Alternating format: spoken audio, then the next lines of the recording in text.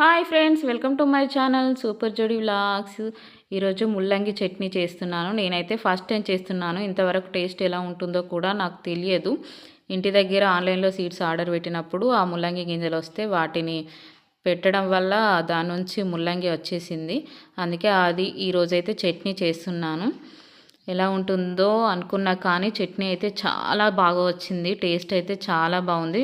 ఈ ముల్లంగి కర్రీ కూడా వండుకుంటారు. ఇంకోసారి నేను కర్రీ వండి చూపిస్తాను. కిడ్నీ సమస్యలు ఉన్న వాళ్ళకి ఈ ముల్లంగి కర్రీ కానీ చట్నీ కానీ చాలా ఉపయోగపడుతుంది. ముల్లంగి చట్నీ చేయడానికి ముందుగా స్టవ్ వెలిగించి దానిపై మూకుడు పెట్టుకొని కొంచెం నూనె పోసుకోవాలి. నూనె వేడైన తర్వాత 1 స్పూన్ ధనియాలు వేసుకోవాలి. దీంట్లోనే కొంచెం జీలకర్ర వేసుకోవాలి. ఇవి రెండు వేగిన తర్వాత సన్నగా కట్ చేసుకున్న ముల్లంగి ముక్కలు వేసుకోవాలి. ఒకసారి వీటిని బాగా కలుపుకొని మూత పెట్టకుండా ఫ్రై చేసుకోవాలి. ఇక్కడ వీడియోలో చూస్తున్నారు కదా, ఈ విధంగా లైట్గా గోల్డ్ కలర్ అనేది రావాలి. ఇలా కలర్ వచ్చేదాకా మూత పెట్టకుండా వేయించుకోవాలి. ఇలా కలర్ వచ్చిన తర్వాత ఇందులో ఆనియన్ ముక్కలు వేసుకోవాలి. ఈ ఆనియన్ ముక్కల్ని కూడా బాగా ఫ్రై చేసుకోవాలి. ఇదంతా బాగా ఫ్రై అయిన తర్వాత కొంచెం చింతపండు వేసుకోవాలి. చింతపండును కూడా ఫ్రై చేసుకోవాలి.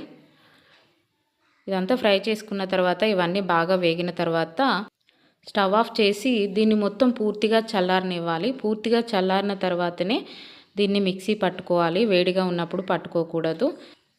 పూర్తిగా చల్లారిన తర్వాత ఒక మిక్సీ జార్ తీసుకొని దాంట్లో మనం ఫ్రై చేసి పెట్టుకొని చల్లారిన ముల్లంగి ముక్కలన్నీ దీంట్లోకి వేసుకోవాలి. తర్వాత దీంట్లో 1 స్పూన్ కారం వేసుకోవాలి. 1 స్పూన్ ఉప్పు వేసుకోవాలి. ఇప్పుడు మూత పెట్టి దీన్ని మెత్తగా మిక్సీ పట్టుకోవాలి. ఇక్కడ చూస్తున్నారు కదా, ఇలా మెత్తగా మిక్సీ పట్టుకోవాలి. ఇలా మిక్సీ పట్టుకున్న ముల్లంగి చట్నీని ఒక బౌల్లోకి తీసుకోవాలి. ఇలా ఒక బౌల్లోకి తీసుకున్న తర్వాత స్టవ్ ఆన్ చేసి దాని మీద ఒక మూకుడు పెట్టుకోవాలి. దాంట్లో కొంచెం నూనె పోసుకోవాలి. కొంచెం కరివేపాకు వేసుకొని వేయించుకోవాలి. కొంచెం జీలకర్ర వేసుకోవాలి. 2 ఎండుమిర్చి మధ్యలోకి చుంచి వేసుకోవాలి. ఇదంతా ఒకసారి బాగా కలుపుకొని వేయించుకోవాలి. దీంట్లో కొంచెం ఆవాలు వేసుకొని వేగిన తర్వాత ఈ పోపు అంతా తీసుకెళ్ళి మనం ఒక బౌల్లో పెట్టుకున్నాం కదా చట్నీ, దాంట్లో కలిపేసేయాలి. ఇప్పుడు స్పూన్తో మొత్తం కలుపుకోవాలి, అంతా కలిసేలాగా.